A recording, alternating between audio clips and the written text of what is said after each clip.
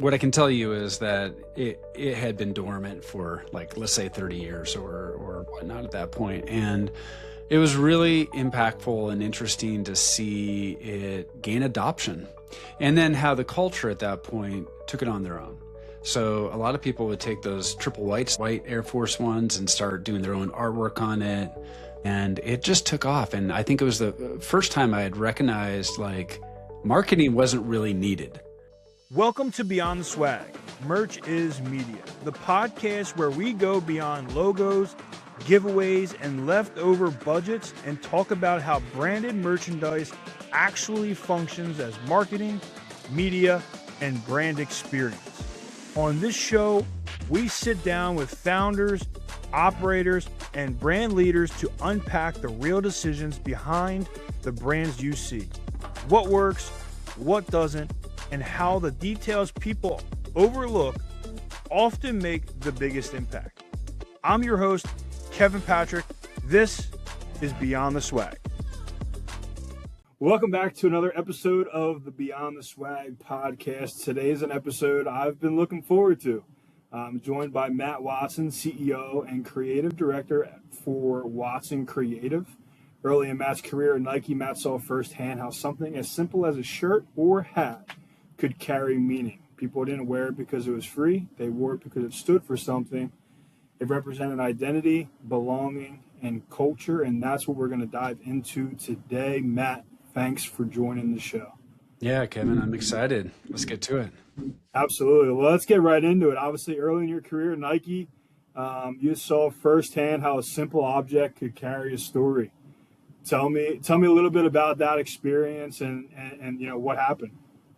Oh, wow. You know, I spent over 11 years there working across brand design, and then I've worked in various categories like ACG and athletic training. I worked in kind of their sportswear division. So that was the first time when they really started bringing back kind of heritage product. So things that were, 30 years old, like retros and stuff. And up to that point in the early 2000s, everything was like, it was always like a net new creation, right? Maybe you had a franchise model that you might just be slowly evolving, but most everything was net new, and they're biting on trends and stuff like that. But I remember being part of working on the Air Force One, if you've heard of that shoe. And at that point, that was the major spearhead for that vintage kind of product, and it was actually inspired by a couple retailers on the I-95 corridor, where they were talking to our merchandisers and sales teams, like, "Hey, you got to bring this shoe back. You got to bring back this shoe from 1982." And everyone's like, "No, no, no." And so finally, they're like, "Okay, we'll seed a little bit," and the stuff just took off. And it was the first time I really saw culture take something that, I mean, it was antiquated from a technology standpoint. Right? Right? Is it the Air Force Ones? They just launched a new one, like They're always launching like the new one. One that's like a dress shoe. It's all black. I think it's the Air Force One. Probably. I'm not cool enough anymore to stay on top of that stuff. But what I can tell you is that it had been dormant for, like, let's say 30 years or whatnot at that point. And it was really impactful and interesting to see it gain adoption, and then how the culture at that point took it on their own. So a lot of people would take those triple whites, the white Air Force Ones, and start doing their own artwork on it. And it just took off. And I think it was the first time I had recognized, like, marketing wasn't really needed. What was interesting is well-positioned product took on adoption, and then word of mouth is your strongest, vehicle for anything related to branding or marketing. And it just flew off the shelves and was in high demand and stayed that way for like 7 or 8 years. And not that it fell down, but what was interesting is it gave a platform for Nike to start introducing other shoes like the Dunk, the Vandal, the Cortez, and all these other models. So it was really interesting. And I think at that point I started to understand the power of swag. And I've been running Watson Creative for the last, I think, 13 years now. And we have all sorts of clients across the board where we do a brand launch or a rebrand. And it's interesting, Yeah. like when we study like a brand mark, more times than not, we need to make sure it works on digital, right? Maybe signage and print, but really swag is where everybody gets excited. Like, what can you do on a hoodie or a hat or something like that? And that's like where it comes to life. And one of the biggest like signs of success for me is if like the swag is stolen. So you have a client, they start wearing their hats, and then all of a sudden other companies are stealing it and like wearing it because it's just so damn cool. And Yeah. that ends up speaking volumes back on the brand itself. And if you're selling widgets, each widget is essentially the same. What differentiates it, what separates it, is the positioning, the why, the brand, the appeal. How approachable is it? Does it have a wink back to that audience? So, anyways, I'm rambling right now. You say that. It's funny you say that because we work with a couple automotive dealerships, and they have obviously different locations around the U.S. Sure. And we got a couple of them, and they're like, "Do not." They know we work with other dealers in their same brand, and they're like, "Don't tell anybody that what we're doing. Like, we want to make sure, like after we launch it and have it for like a month or so, because they know that Yeah, they want to keep it totally like, top they want to secret. be that person with the new trend." And so it's funny you say like they're stolen. And even look at like the trends of the new golf hats with the upside down logo. Yeah, The upside down text and stuff. Like now everybody's doing it. yeah. It's like, oh well, you're copying what we did. What did you see there that at your time at Nike, like, and during that process, like that most brands just still don't understand? Because branded merchandise is one of those things that like people get it or they don't, and they do it right or they do it wrong. Like I don't really see, at least from our experience, there's not many in the middle. It's either they're utilizing it right or they're utilizing it completely wrong to where it's Yeah. not helping them. What did you see there that most brands just don't understand? Wow. I'm thinking of so many opportunities to talk about this, but I mean, when you're talking branding, which is really what my company does, and swag is a part of that. What we talk about is two things. One, people come to us because there's an inflection point. There's some force in their industry that is, making them reposition, repivot. They need to tell that story better. But as important as their end audience, consumer, clients, whatever it is, the people that they're working with is important. What's more important, in my view, is really their own employees and how they feel about it, and their close partners and how they feel about the brand. If you can get those people excited, like, you can do anything. You can move mountains. And I just think it's such a powerful thing to make sure that your team, your staff is like, they're jazzed, they're proud to be part of the organization. Building that culture. Building the culture, Yeah. proud to represent. And that kind of leads me into the next question for you is obviously, going back to Nike, but like, why do people wear, because I talk about this all the time. I reference Nike and I reference Under Armour a lot. Like, why do people wear Nike so proudly, Under Armour so proudly, Adidas, all these big companies, but most general merchandise, most branded merchandise never leaves the drawer after creation? Yeah. Yeah. I mean, I think there's a bunch of junk that's being created without a lot of thought and intention of how it's really going to be used. It's like you're checking the box. We got a bunch of stuff. Here's a big box of swag for you. And it's like, maybe you just need one thing that's absolutely amazing that people will keep around for a long time, high quality, and a brand that they can really get around. I think, particularly in swag, I'm not a big fan of like a lot of different branding and logos out there, but if there's a good mission and purpose and story that resonates with somebody, they're going to wear it with pride. I mean, it's basically artwork that's there, and it's in the eye of the beholder, and the eye of the beholder is informed by what they think it means and how they're part of that larger story. And I think when that happens, magic happens, and you're just part of it. Right now, I'm a big fan of Baseballism. Are you familiar with them?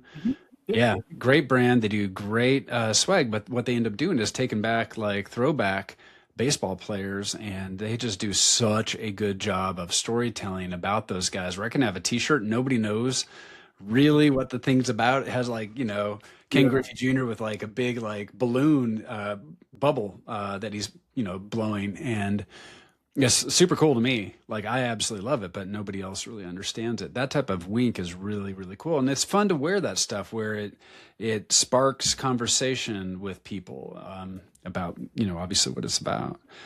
So there's a lot of businesses that don't get that. There's a lot of businesses that don't get the premise of branding and culture, and maybe they're right. Maybe their businesses are just more, transactional. But I think for those that are not transactional, they can step back, slow down, and really do some compelling, beautiful swag that brings to life their brand. Yeah. So you're one of those guys that is constantly. I mean, obviously, you're in creative. We are too with creating merch, and it's like you're always sitting around and just looking at other people's stuff and what they're doing. You're like, and we get it. We get Yeah. what they're trying to do, and a lot of people don't. I think for us too, a lot of it, corporate companies don't get it because they don't fully understand the meaning versus the logo. And Yeah. a lot of people are like, hey, we need to get our logo out there. And this is when I reference Nike and I reference Under Armour all the time. Those guys, their logo's on everything, obviously. But Yep. they do it in a way that it's not screaming, hey, this is a Nike t shirt. It's subtle on the sleeve, it's subtle on the left chest. It's not right in front of, and yeah, they have designs like that. It's not saying it's not the case. But for the vast majority, they're in just little subtle spots. Hey, this is Nike, and they focus on the quality. And Yeah. people are going to wear it because one, the logo means something. Yeah. And two, it's a great quality shirt. But they're never feeling like they're screaming Nike. Shoes is a different sign. People are, hey, Yeah. they're trying to show off their shoe. I know I got a couple buddies that are shoe junkies, and I'm like, God, the amount of money you guys spend on shoes is nuts. Yeah. But again, like they create that meaning, versus just a logo. I think there's what we talk about managing the life of a story. So things can become oversaturated, right? You can oversaturate the market with this brand and it will get fatigue. And Yeah. so being understated sometimes is a sense of confidence, but they've also hit their awareness. Like people know who they are. Obviously, there's the classic story like, oh my gosh, this logo doesn't need to be tied up with the name of the company. People know what it is. That recognition is there. So I think once you hit that, you're at a different maturation of your company, of your organization. And there are those that they need to be known, and maybe they need to be a little loud and irreverent. And at some point, they'll dial things down and have a little bit more confidence. But is playing to your audience, really understanding the consumer, the psychographics there, probably hypothetically trying to understand what moves them and what would get them to lean in. Did you somehow get like a list of like my questions? Because you're like leading right into the next one. Like, and I didn't send them Sorry. to you. So I'm like, wait a minute. Did I, like, no, but the next question was like, you had said start with the audience, and this is something that I know a lot of people struggle with, and I have a follow-up question to this too that I know people struggle with. But you said start with the audience. Like, what does that actually mean when designing merchandise? Well, I mean, this is a Nike maxim. The consumer decides at the end of the day, right? And so it's about understanding their wants and desires before they even realize it themselves. And there's so often that when you're branding and marketing, you're trying to sell something somebody has never seen, can't conceptualize, didn't ask for it. But when they see it, they're like, "Oh my God, I totally want that." And that's art. That is the artistic side of things where it's irrational. The rational side of the mind is going to look at the rearview mirror a lot more. They're going to look at data. Yeah. Trends are harder to create and understand when they're happening and have the insights to build product. 12 months or 15 months or 18 months. Before that trend really hits, or in some Yeah. cases is over. Well, it's definitely a lot more valuable when you're the guy that creates that and then everybody steals it. You Yeah. know, not like your product, because everybody knows that's where it came from. And it's like, all right, well, no, you're one of the guys copying the trend versus you're the ones that created the trend. You always have that leverage. Yeah. What questions should brands be asking before they even pick or think about the actual product? Because I know that's one thing we talk about all the time is like we never lead with the product. What questions, from your guys' standpoint, do you guys work with or ask, the brands that you're working with? What should they be thinking about before they actually dive into, hey, this is the actual product we're going to go with? I'm a big fan of understanding the consumer journey and then slicing it up into vignettes of storytelling. In the early 2000s and prior to that, branding was big on consistency. So I remember working on Citibank when I worked for another firm out in New York prior to Nike. And the philosophy there was like rubber stamp the heck out of this thing. It's always the same. It has the same personality, same stature, consistency, consistency, consistency.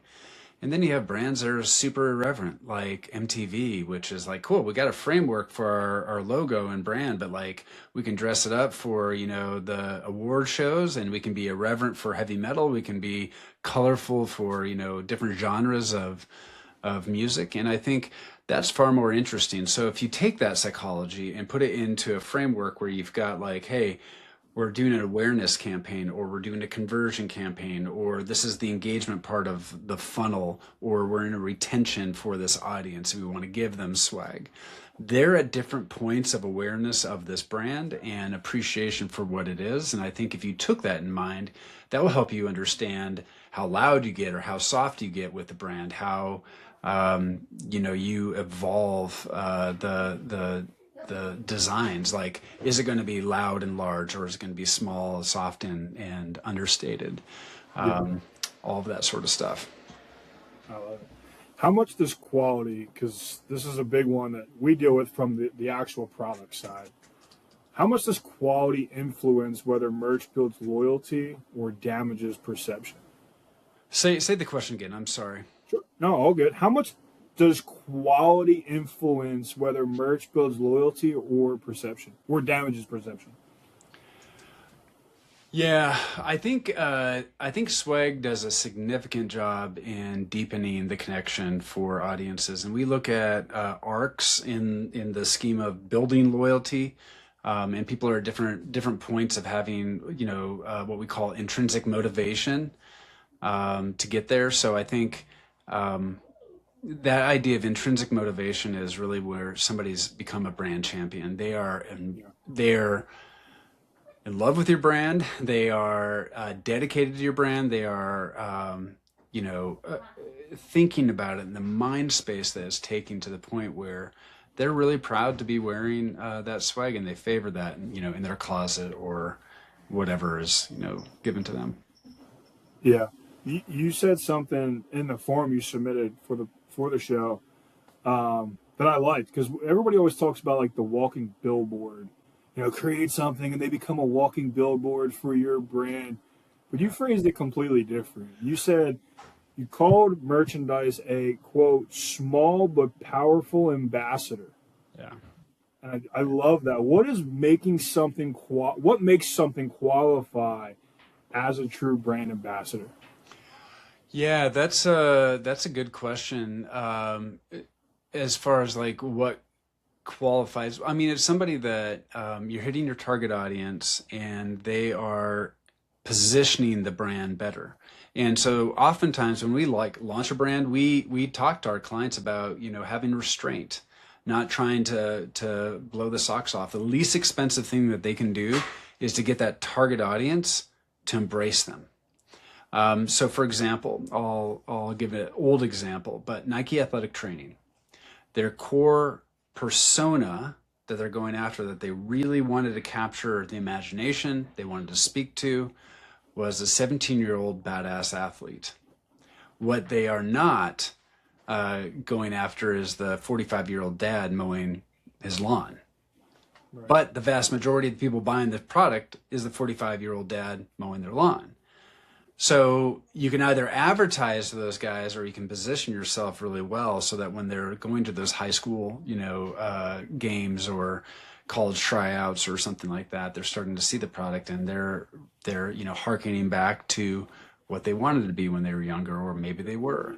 So the point is that if you can find that, I don't care if you're in the tech space or medical or anything like that, if your brand can speak to that core persona, that strategic persona, you can drag along everyone else, and that's powerful because it allows us, when we do full integrated marketing. So we're doing PR, we're doing ad buys, we're doing all of that sort of stuff. Yeah. We're able to reduce the fee on the ad buy because we know a considerable amount of lift is happening from the positioning of the swag, and that we're creating those ambassadors. And that's something that's far more powerful than advertising could ever do. Yeah, and especially when it's done right, because a hoodie that gets worn, however many times, could be worn for years.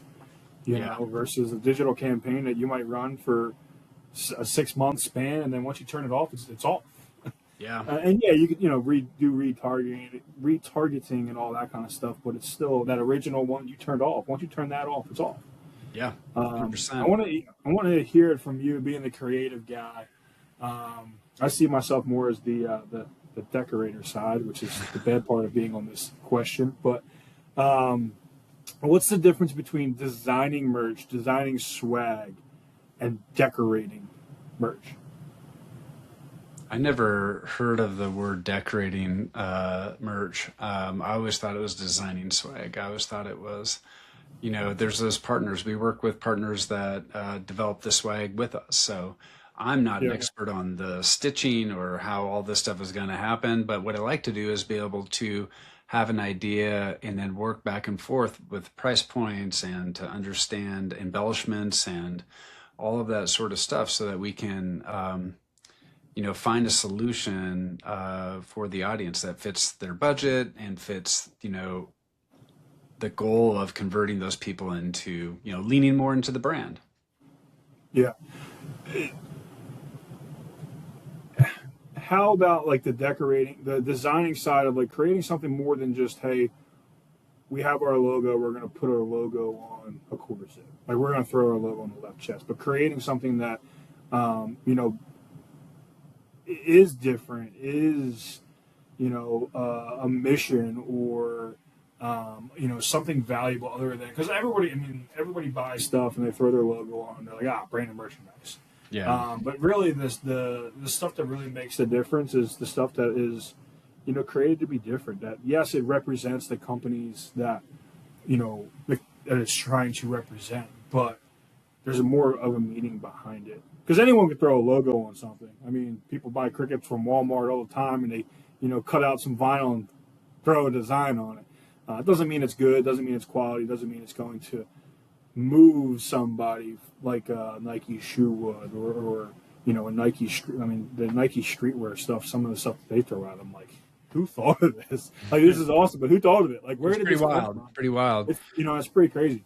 Yeah, I think that's where skill and experience comes into it. I mean, if you're working with a really good designer or, creative, they probably had hundreds of reps at creating this type of stuff. They're understanding the funnel. They're understanding the persona. They're understanding the trends, and they're able to connect those dots and study it. And honestly, half the time what's in my head is terrible.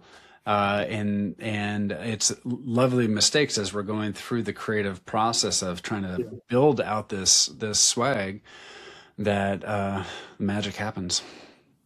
It's crazy how you get some ideas and then you actually like create it and you're like, nope, didn't come out the way I was expecting. We just did it with a hat yesterday for a client. We mocked it up and I'm like, yeah, no.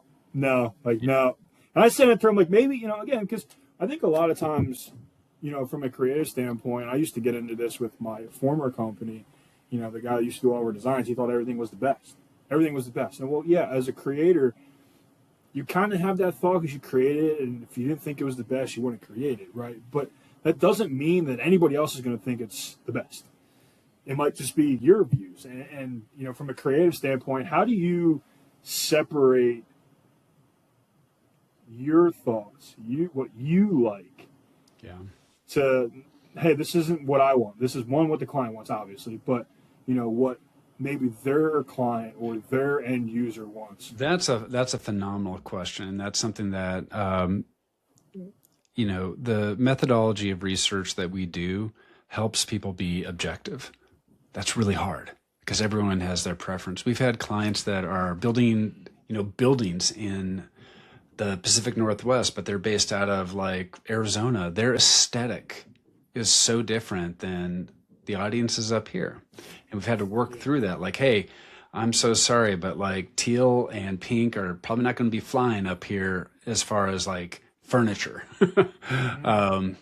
So I think it's, if you take in that respect, if we go through the proper research and it's evidence-based and we start really educating our clients on the personas we're serving, they start to realize like, this is not right for me, but it's right for them. And I don't know of a really, a better way to do that than developing the personas, educating our clients on the personas, and re-referencing those personas almost every single time that we get on a call and work with them. This is who we're serving. These are the core audiences, and just getting their head back in it so that they stop looking at the latest fashion magazine, or they saw something at a baseball game and they're contributing, you know, just throwing spaghetti against a wall, more or less. That we're trying to be intentional and it's evidence-based and there's some rationale, and that you should steady the ship and go down this path. I mean, it's going, if it is research-based and it's evidence-based, you're going to make movement and you're going to move the needle. So Yeah, I think you brought up a good point, like the design and the fashion, you know, in different areas. You know, I know, you know, the former company, we were a clothing brand, and, you know, just the Northeast golf polos versus a Southern California golf polo, two different fabrics, not to mention different design. The shine, and, you know, and it goes back to creating products specifically for who you are going after. There's reasons why people have collections, and why they're not saying, hey, this is the Northeast collection and this is the Southwest collection. They're there. They are there, and they are built with that intent, you know, behind it. From a creator standpoint, when does merch elevate a brand, and when does it cheapen it? I don't know if it cheapens it if it's just junk and trash and thoughtless. There's that. I mean, hey, we just need to get it done, and you have some person on the staff that is in charge of going to like 1-800, you know, stamps or swag, and just like ordering a bunch of junk to fill a box to give it to people. That's a bad moment. That's a really, really bad moment. It lets people down. I think, to the first part of your question, I think swag is very important. And it's something that we highly encourage our clients when we are doing a rebrand and a launch, to save budget for it. I mean, just their team and their staff to have that stuff, their close partners to have it, their influencers to be given it. All of that is super important. In today's world, with obviously AI becoming more and more prominent. No, I'm not going to ask you about AI design or art and design, because that's a whole nother topic that I'm sure you hate just as much as we do. But, you know, as digital continues to dominate for attention, and with the leverage of AI and how easy AI is just making things become from a digital standpoint, and one, I mean, the algorithms and all that stuff constantly changing, and just, I mean, digital is becoming, and it has been, one of those things where you just have to spend more money than your competitor, you know, to get results. Like, does physical brand presence become more valuable as AI is continuing to make technology level stuff, you know, more easy for everybody? Because I'm no tech expert, and I built a 22-page website in a matter of a weekend. You know, that it's crazy. And, you know, obviously there's things that need to be adjusted, but I mean, it's definitely impacting the industry, and we're adopting as quickly as we can. We are not ever going to be first adopters. My philosophy is to be, fast adopters. So letting the other people plow through the iteration and then finding what works and adopt it. But I think you've got something right there, but I also go back to the advent of, the internet and like how brands were done prior to that. I mean, I was kind of in the space in the late 90s when the internet was just kind of coming about and creating an impact and ever so much. Like, I don't think until like, let's say 2010, 2012 was it really taken off to be immersive. It had the bandwidth to deliver, richer content and stuff like that. Um, but I still think swag is going to be around for as long as we're around. I don't think Yeah. it's going to go away. I think the ideation around it is going to be something. But my point is that you've been competing against digital for the last 20 years, Yeah. hands down. And I don't think AI is going to have a huge reverberation into your industry at all. Yeah. I mean, a negative Yeah. reverberation. No, I got you. Yeah. Last one for you, and I want you to kind of this is your $1 million moment. Oh boy. If a brand wants their merchandise to travel farther than any ad, any digital campaign, where do they start? Wow.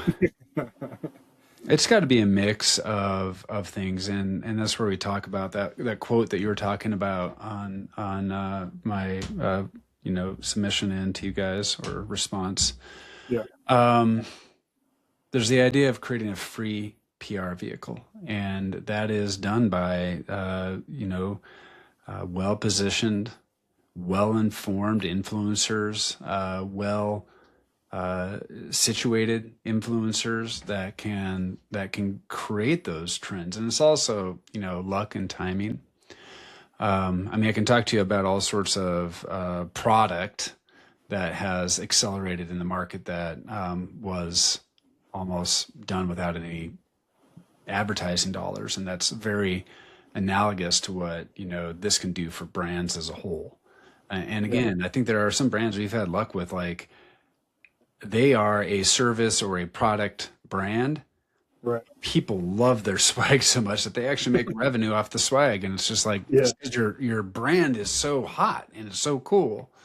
So I don't know if that answers the $1 million question. No, I mean, it comes down to it's not about the object. I think more than anything, it's about what it represents. Yeah, And obviously, you want your brand to be a part of that.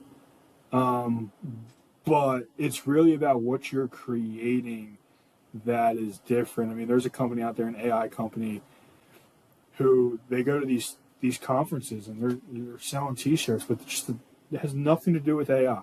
yeah, And it's just a cool design T-shirt on the back, digital printed shirt on the back, and they have their logo on the left chest. And they have a crazy ROI on their shirts, and it's because like they're not trying to force anything. They're just creating cool shit that people want, that people are going to wear, that are tailored to their audience. yeah. In the service trades, and they know who their audience is, and they're creating different stuff and they're also creating a scarcity behind it, and hey, if you're not here, you can't get the shirt. We're not Hundred going to have any. percent. We're not making it again. And here it is. I mean, I'm sure people have seen it. There's a video of a girl in Shark Tank where she does like exclusive drops, and she did like 260 grand in a day. Wow. And like Mark Cuban and Barbara and Damon, they were like, "What?" And they slowed it down. Like she's doing drops. She's creating this frenzy that you need to get it when it's there, and once you move on. And then Cuban asked her, "How many people are part of your team?" She goes, "Just me." He's like, "You are making a boatload of money." And she's trying to do a drop a month. She's doing 12 different creations. And she might have a couple pieces per month, but yeah, she did like 260 grand in like 24 hours.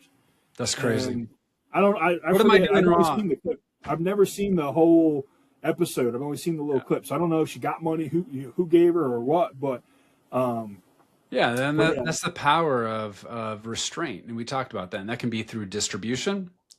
What retailers are you going to allow, or channels are you going to allow to have the product? How much are you going to have out there? Is it going to be a limited edition? All of that sort of storytelling can go a long ways, and it just makes it more precious. And I also think price point is also really, really important. Like, you can't sell it for $14 unless you're like Target. Like, go up to $45 or $55 for a shirt, or $110.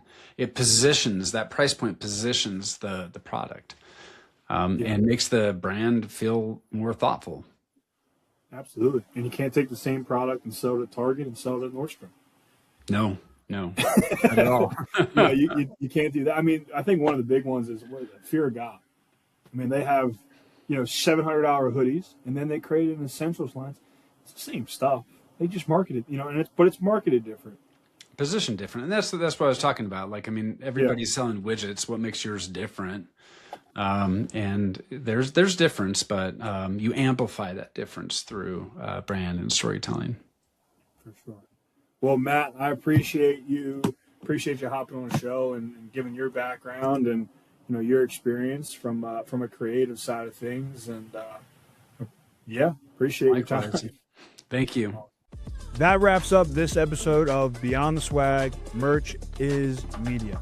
If this conversation made you think differently about how your brand shows up, that's the point.